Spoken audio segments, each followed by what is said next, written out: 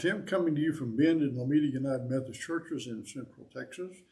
We've been talking about Bible themes because we think it's important to get into the Bible. And there's a less understanding because there's a less Sunday school, less tradition of the Bible stories in the home.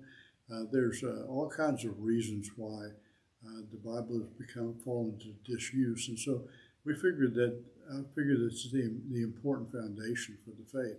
So we are teaching the Bible stories and teaching ways of getting into the Bible and understanding the books of the Bible and the way they were written so that you can have an inlet and find the treasure trove of wealth that's there, that God has placed there for us, the wisdom that will last more than a lifetime. So we have followed the Jewish people into Egypt, and Joseph was in power, or was one of the powerful people in the country, and accepted his father and brothers into the country. Now they have grown into a great nation over hundreds of years, but the people who are in power don't remember. They don't remember where they came from. They just remember these people are different. They have different customs. They have different gods. They have a different way of dressing. They have a different way of talking. And one of the things that happens is that we're always afraid of strangers. We're afraid of people who are different because we can't communicate with them. We don't take the time to understand. We don't take the time to let them become part of us and we part of them. And that's why they were isolated. And they ended up being slaves. And the work was difficult. And they began to worry about whether or not the Hebrews would take over. There were so many of them that they figured they had to do something. And so there was a law that was passed or created by the Pharaoh. Pharaohs don't go to Congress and try to figure out how to pass a law. They just declare. But they declared that all the male children of the Hebrew slaves would be killed. And that way they figured that it would slow down the growth, and so that you would not have as many guys who would be tempted to be warriors to rebel against the dominant population. And so that's what they passed that rule. Now, Moses' mother gave birth, and she did so without in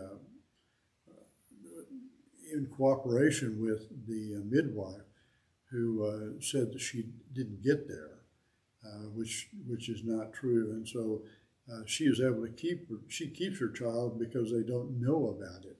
And then it becomes difficult because as babies grow up and it's harder, become larger, it's harder and harder to keep them secret. It's hard to keep them quiet. Their cries become louder and louder.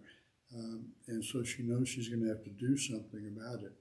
And she goes down to the Nile, which is kind of ironic because the Nile is the life-giving force for Egypt. That's where the source of all the crops are, and the rich soil. All that depends on the Nile flooding each year and replenishing the soil.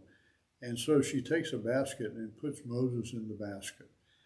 She lets him go down the stream at exactly the time that the princess, the daughter of the Pharaoh, will be there bathing with her maids.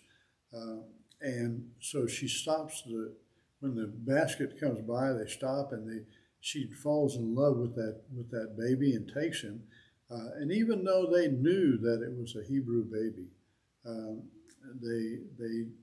because giving way to your daughters, Pharaoh does what the daughters want.